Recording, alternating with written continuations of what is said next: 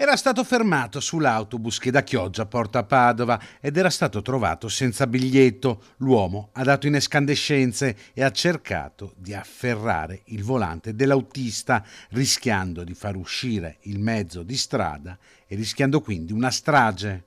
Un 32enne di origini nigeriane è stato denunciato dai carabinieri di Pieve di Sacco per i reati di minaccia a incaricato di pubblico servizio, interruzione di pubblico servizio e attentato alla sicurezza dei trasporti, reati gravi con pene che possono essere severissime. Lo straniero non ha gradito la richiesta di esibire il biglietto e non si è limitato a minacciare l'autista del mezzo, ma ha anche afferrato il volante del bus, provocando un'improvvisa sterzata e obbligando il conducente a fermare la corsa. Un comportamento che avrebbe potuto avere conseguenze molto serie. Giunti sul posto, i carabinieri della stazione di Pieve di Sacco hanno identificato l'uomo residente a Padova e lo hanno denunciato.